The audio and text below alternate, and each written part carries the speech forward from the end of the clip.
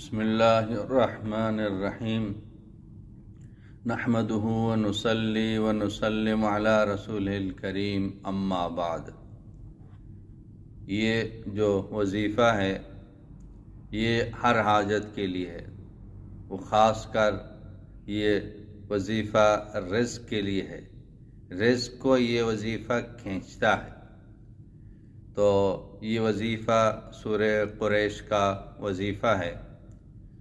سورہ قریش کو آپ ہر حاجت کے لیے پڑھ سکتے ہیں اور اس کو اپنی زندگی کا معمول بنائیں۔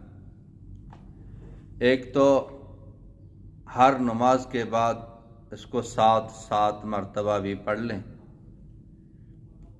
پوری سورت کو لإلاف قریش، پوری سورت کو ہر نماز کے بعد 7 مرتبہ، ہو سکے تو شروع آخر میں درود شریف بھی پڑھ لیں۔ اور اسی طرح فجر کی نماز کے بعد اور مغرب کی نماز کے بعد اس سورت کو آپ 11 مرتبہ پڑھ لیں۔ میں نے بڑے بڑے علماء سے سنا ہے، یہ ہمارے جو مدارس ہیں، ہمارے مدارس جو چل رہے ہیں، تو ہم اس وظیفے کو پڑھتے ہیں، تو اللہ پاک غیب سے انتظام فرماتے ہیں۔ ایک بہت بڑا ادارہ اس عمل کی وجہ سے چل سکتا ہے۔ کیا ہمارا چھوٹا سا گھر، چھوٹی سی فیملی اس وظیفے کی وجہ سے نہیں چل سکتا ہے؟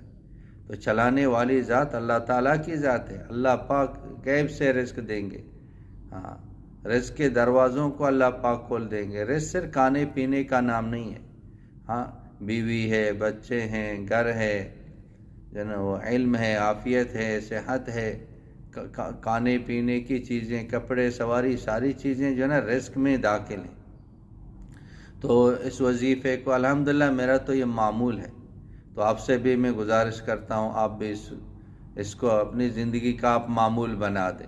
آپ اس کی خیر برکات کو اپنی آنکھوں سے دیکھیں گے تو بہت مجرب ہے۔ اور اس ویڈیو کو زیادہ سے زیادہ شیئر کریں تاکہ تمام مسلمانوں تک یہ عمل پہنچ جائے اور اس عمل کو وہ کریں تاکہ اللہ پاک ان کی ہر حاجت کو پوری فرما لے۔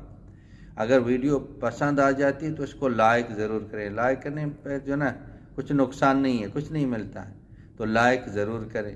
اپنے مسائل کو کمنٹ میں لکھیں، انشاءاللہ اس کا جواب دیا جائے گا۔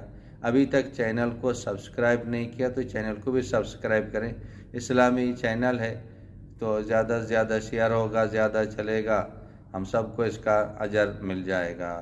وآخر دعوانا ان الحمدللہ